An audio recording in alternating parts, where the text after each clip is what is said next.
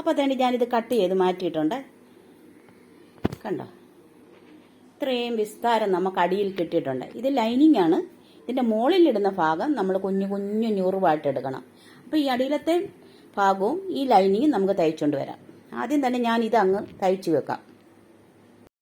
അപ്പോൾ തന്നെ ഞാൻ ഇതിൻ്റെ അടിഭാഗം ശരിയാക്കിയിട്ടുണ്ട്.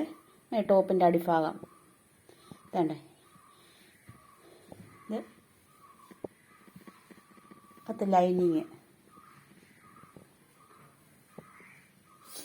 പിന്നെ ഞാനിതാ പറഞ്ഞു തന്നത്, നമ്മൾ ഈ ഞൂറ് വിട്ടതുപോലെ ഒരിക്കലും ലൈനിങ്ങിൽ ഞൂറ് വിടല്ലേ. അത് തേണ്ട പ്ലെയിൻ ആയിരിക്കണം, ക്രോസ് കട്ട് ചെയ്ത്. അല്ലെങ്കിൽ ആ ഞൂറും ഈ ഞൂറും എല്ലാം ആകുമ്പോഴത്തേക്ക് ഇതുകൊണ്ട് ഇങ്ങനെ ഇവിടെ എല്ലാം ഇങ്ങനെ പൊങ്ങി പൊങ്ങിയിരിക്കും. അങ്ങനെ ആയിരുത്. അതിൻ്റെ മോൾ ഭാഗം, ഫുൾ കയ്യ്, ഇതെല്ലാം നമുക്ക് കട്ട് ചെയ്തുകൊണ്ട് വരാം. അപ്പോൾ താണ്ട ഞാൻ ഇത്രയും തയ്ച്ചെടുത്തു.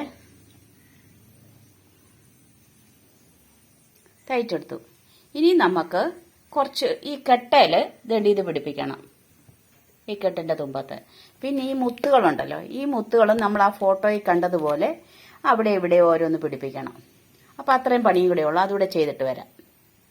അപ്പോൾ ഈ ഫോട്ടോയിൽ കണ്ട പോലെ നമ്മൾ ഷാളും പൂർത്തിയാക്കി. ആ ഷാളയിൽ നമ്മൾ ഈ വർക്ക് ചെയ്ത് ഇത് പിടിപ്പിച്ചു. ഇതിൻ്റെ ബാക്കിയാണ് നമ്മൾ ഈ പിടിപ്പിച്ചിരിക്കുന്നത്. ഈ ഷാള് ഞാൻ 2.5 മീറ്ററിനടുത്ത് മുറിച്ചെടുത്തിട്ടുണ്ട്. നമ്മൾ സൈഡിലെ തയ്യലെല്ലാം കഴിയുമ്പോൾ 2.40 വരത്തുള്ളൂ. 10 സെൻറ്റിമീറ്റർ കുറഞ്ഞ് കിട്ടും. പിന്നെ ഇതെല്ലാം കൂടെ മൊത്തം നമുക്ക് 7 മീറ്ററിനടുത്തായി, ഷാൾ ഉൾപ്പെടെ.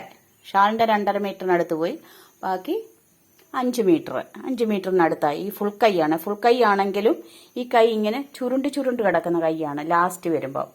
അത്രയും നീളത്തിലെടുത്തിട്ടുണ്ട്. 7 മീറ്ററിൻ്റെ ബാക്കിയാണ് നമുക്ക് വേണ്ട ഈ ബാലൻസ് ഇങ്ങനെ കിട്ടിയിരിക്കുന്നത്. വേണ്ട ഷാൾ നൂൽ ഇതുപോലെ ഇത്രയേ ഉള്ളൂ, വാല് പോലെ കിടപ്പുണ്ട്. എപ്പോഴും നമ്മൾ 10 സെൻറ്റിമീറ്റർ 20 സെൻറ്റിമീറ്റർ കൂടുതലേ മേടിക്കാവുള്ളൂ. കാരണം എവിടെയെങ്കിലും ഒരു തികയാഴിക വഴി പോലെ ചെയ്താലേ നമുക്ക് കുഴപ്പം വരും. അതുകൊണ്ടാണ് കൂടുതൽ പറയുന്നത്. ഞാൻ എന്നാലും 6.5 മീറ്ററേ പറഞ്ഞുള്ളൂ. പിള്ളേർ അത് 7 മീറ്ററായിട്ട് എടുത്തന്നേ ഉള്ളൂ.